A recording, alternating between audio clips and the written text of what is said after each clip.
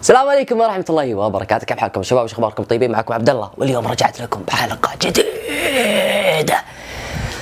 حبيب قلبي، طبعا ابوي جالس في الغرفة اللي جنبي هنا في ذلك، ممكن تسمعون صوت تلفزيون، اعلانات، هي مدري ايش كذا، فمعليش يعني معليش يعني. انا حبيب قلبي زي ما طلبتوا لي زي ما طلبتوني، قلتوا لي يا عبد الله نبغى اسئلة، نبغى نسألكم ما ادري ايش من هذا الكلام. قلت ابشر، اوكي، هذه حلقة جديدة من الاسئله اللي تسالوني اياها. طبعا الاسئله جاتني على حسابي في الانستغرام، عشان كذا انا اقول لكم روحوا تابعوني في الانستغرام، حسابي في الانستغرام اللي هو ألم يدرى نفسي وزر القناه.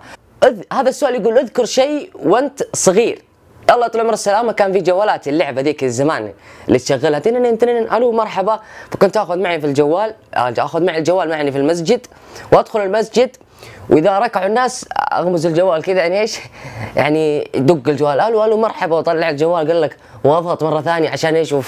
ايش الاتصال هذا؟ واضغط الاحمر والزر الاحمر يقول الو مرحبا ولو مرحبا. ازعجت تفصيلي واسبقت الناس. طيب هذا السؤال يقول متى اخر مره انضربت يا ابني؟ المصري فقع وجهي، هذيك اخر قصه حقت المصري، هذيك اخر مضاربه. طيب هذا السؤال يقول كم مره طلعت برا السعوديه؟ يا ابن الحلال، ما كل حلقه تسالني هذا السؤال، ما قد سافرت برا السعوديه والله، بس نخطط اوكي، احنا بنروح كذا ان شاء الله في الصيف وما نروح، بس تخطيط، اما سفر حقيقي ما فيش.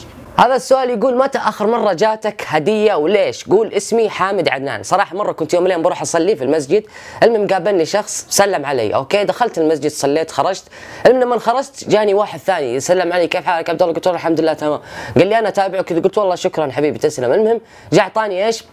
هديه، سلسال تقريبا. فلما خرجت كذا مشيت قدي رايح البيت، قابلني ذاك اللي سلم علي وانا رايح المسجد، اعطاني هديه في كيس، بس ما ادري الكيس باقي فيه ولا لا. اعطاني هديه في كيس، طبعا الكيس فيها كوب وما كوب واشياء زي كذا، شكرا لهم والله. اسمائهم ايش؟ بس ان اساميهم تقريبا محمد ويزن، شكرا لهم. طيب هذا السؤال يقول قد عمرك ضربت مدرس؟ لا يا اخي، مو توصل للدرجه اني اضرب مدرس، بس اني في يوم من الايام ابويا جاني المدرسه، عرفتوا؟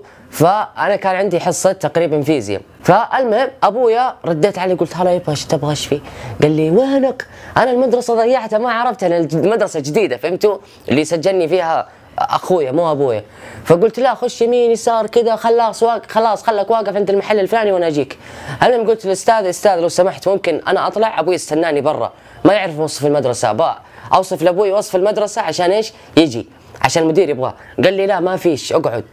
قلت ليش ما فيش؟ قال لي ما فيش تقعد. قلت خلني اروح. ابوي استنى، قال لي لا ما فيش. قلت يا ليش ما فيش؟ قال لا اقعد. المهم يمين يسار، يعني فكرت فيه، قلت ابوي استناني برا بالشمس وهذا معي لا يخليني اروح، ليش؟ طيب دقيقه استاذ عيا. قلت اقول لك مع نفسك، وافلح اطلع وافك الباب حق الفصل اللي يصيح علي صياح لا اله الا الله، انت فين بتروح؟ ما ادري، بس انا قلت اسحب عليه يا رجل ما عليك منه، انت وين بتروح؟ طبعا جنب فصلنا الوكيل، تعال شوف هذا راح مدري ايش. انا ماشي خلاص قلت نازل مع الدرج، قال لك جاء الوكيل، لا تعال عبد الله. قلت يا عمي روح، ابوي استناني وانت تنادوني تقولون اقعد في الفصل. طيب ابوي الا طاح في الشمس، كان باقي على الحصه مسكين، تحرق الشمس عشان درس فيزياء، طاح شجره طاحت تفاحه. هذا يقول اكبر كذبه في حياتك؟ اكبر كذبه في حياتي تقريبا صف ثاني ابتدائي. في يوم من الايام خرجت من المدرسه، جاء ابوي اخذني واحنا ماشيين في السياره رايحين على البيت، طبعا واحنا رايحين كذبت كذبه ما ابو امها داعي يا اخي. وانا راكب مع ابوي كذا قلت له يابا، قال لي ايش تبغى؟ قلت ترى عندنا رحله اليوم في العصر. تخيلوا، قال ابوي والله يعني ابوي المشكله يعني كيف تصدق رحله في العصر؟ ممكن في رحلات في العصر؟ ما اتوقع انه قال لي في رحله في العصر. قلت له في رحله في العصر ايوه.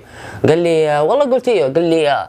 قلت لها، قال لي اوكي كويس. قلت ما في شيء اسمه كويس، في 30 ريال تعطيني اياه عشان اروح مع الناس. قال لا ابشر معك ما 30 معك الورقه. قلت لا ما ورقه نسيتها في الدرج حق الفصل مدري ايش. المهم اني صرفت الموضوع وقلت لامي واهلي عندي رحله في العصر، والله يطلعون يحطوني 30 ريال اوكي، واخذت ال 30 ريال ذي وجاء العصر والبس ثوب على اساس اني بروح رحله. كذاب اصلا ما ادري ليش كذبت، والبس الثوب والبس الحذاء الله يكرمكم واطلع برا البيت طالع كذا اصلا ما ادري وين اروح، ما اعرف، ما ادري اصلا ذيك المره انا ليش خربت، ليش كذبت يا اخي ما ادري.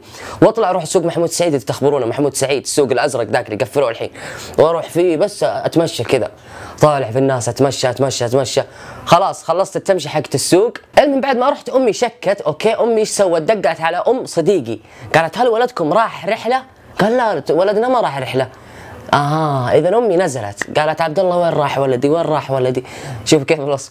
وتنزل امي طبعا حصلتني فين؟ حصلتني في محل كل شيء ابو ريالين، عرفتوا؟ انا دائما متكي في محل ابو ريالين، اشتري مسدسات، اشتري مواعين للبيت، من جد كنت اشتري مواعين، كنت اجمع مصروف واشتري مواعين للبيت وانظف المطبخ واسوي. جت امي حصلتني في محل ابو ريالين، طالعت لي قالت امشي امشي امشي، وتنزلنا الباص، انا قالت اقول لك امشي امشي مش خالباص تخرط علينا امشي، بس ما ضربتني، قالت يا ولدي هذا غلط وكذا. المهم السؤال الثاني، هذا السؤال يقول قد مرة انسحب جوالك وليش؟ غادة الحميدي. شوف يا غادة، يعني ما ادري قصدك ينسحب الجوال في المدرسة كثير، انسحب في المدرسة، بس هل قصدك في البيت؟ بقول لك سالفة، تقريبا صف ثالث ابتدائي رابع ابتدائي كان معي جوال، ما ادري ايش اسمه والله ما ادري، بس انه جوال قديم مرة يسمونه الكوبرا، هو الكوبرا او النورس واحدة منها. طبعا لما الكوبرا هذا كان معايا انا ايش؟ كان علي وقت اختبار، يعني اختبار املاء، فنزلت الشارع تحت ورحت محل الجوالات وقل ركب لي نغمات، وامي قالت عبد الله وين؟ قالوا عبد الله نزل تحت، قالت وين نزل؟ والله ما ادري، وانا عند البنقالي ركب نغمه تن تن تن ركب نغمات، ما خل الاختبار. المهم انا وطالع محل الجوالات كذا رايح العماره، لقيت امي من باب العماره معها خيزرانه اشد ان ما اضحك، هاي ام ايش في؟ قالت امشي على البيت ذاكر اختبار خلي الجوال، واخذت الجوال مني وراح اذاكر املاء قطع. ما ادري في باقي الاملاء ذي عندكم؟ لا ما اتوقع انه في، فالاملاء هذه انه املاء اختبار املاء بس يا شباب. هذه الاسئله يعني شفت اسئله جاتني كثير، يعني اكثرها مره مكرره واكثرها كذا غبيه، عرفتوا؟ وفي اسئله حلوه وفي اسئله يعني، فانا اخذت افضل الاسئله اللي اقدر اجاوب عليها، انا جات اسئله كثير، فاعذروني. اتمنى المقطع عجبكم، حبايب قلبي لا تنسوا اللايك، اذا انتم مشترك في القناه اشترك في القناه، ربي يسعدك ويسعدني معاكم امين يا رب. حساباتي على مواقع التواصل الاجتماعي تويتر انستغرام وسناب شات تحصلون تحت في الديسكربشن. حبيب قلبي نبي لايكات كثير. وقبل ما اختم حاب اقول لكم شكرا لكم في المقطع السابق، سويتوا لايكات مره كثير على المقطع، من جد شكرا، يعلم الله احبكم من كل قلبي. نبي لايكات كثير على هذا المقطع. كان معكم عبد الله ولا مدرال، انتظرونا في الفيديو الجايه. السلام عليكم ورحمه الله وبركاته.